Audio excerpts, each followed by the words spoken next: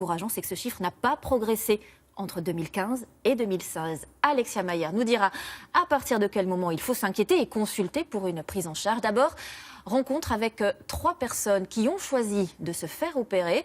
Elles sont 25 000 chaque année. Quel parcours, quel bilan? On voit cela avec Olivier Feunier et Marie Cazot. À cause de son obésité, Martine Lorion souffre d'arthrose au genou. Une maladie opérable, mais pour cela, cette retraitée de 65 ans doit perdre du poids. Je suis Madame Le Gallo, la diététicienne. Je suis Paris, donc on ne se connaît pas. Malgré plusieurs régimes, elle ne parvient pas à descendre en dessous de 120 kilos. Combler un petit vide ou un petit diamant. Et puis donc. On arrive à un moment donné où on ne peut plus s'habiller, on a des difficultés pour faire des mouvements particuliers. Maintenant, j'ai des problèmes pour monter des escaliers à cause de mes genoux, donc il y a tout un système qui fait que il faut trouver une solution, quoi. Depuis février, Martine Lorion suit un parcours médical avec des consultations de spécialistes pour se préparer à une opération lourde.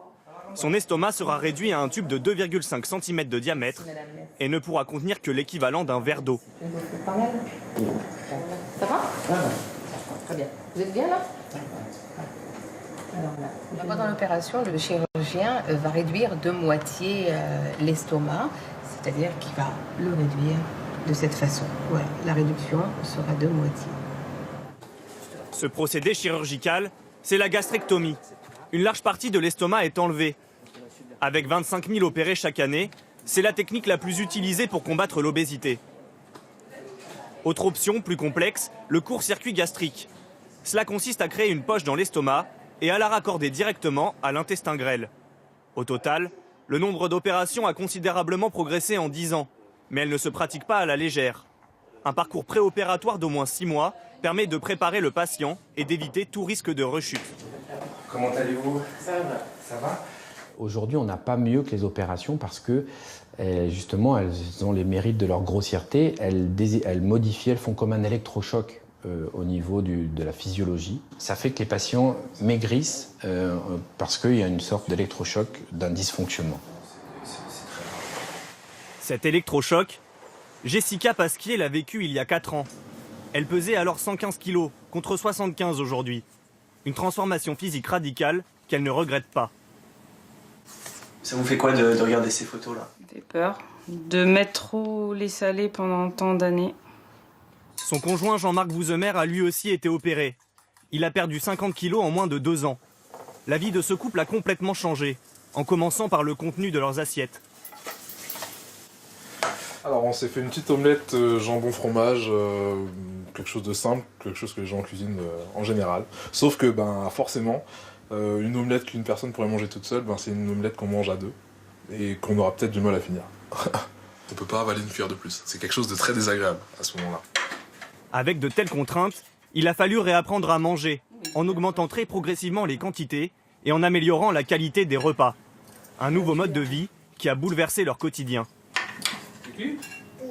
Bouger, me baisser pour mes enfants, jouer par terre, me rouler, respirer mieux, monter les marches sans problème.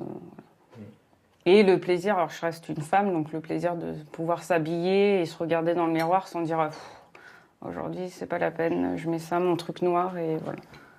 Là maintenant il y a de la couleur, il y a de la vie. S'ils sont satisfaits des résultats, ces 2 anciens obèses savent qu'une rechute est toujours possible.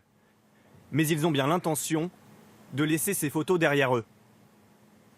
Alexia Mayer, voilà pour ces témoignages. Mais à quel moment faut-il commencer à s'inquiéter? Quand doit-on commencer à considérer que l'on est obèse? Alors d'abord, les premiers signes de l'obésité sont une réduction de la capacité à marcher, un essoufflement et un endormissement rapide après les repas. Aujourd'hui, pour mesurer l'obésité, les médecins se centrent sur le périmètre abdominal.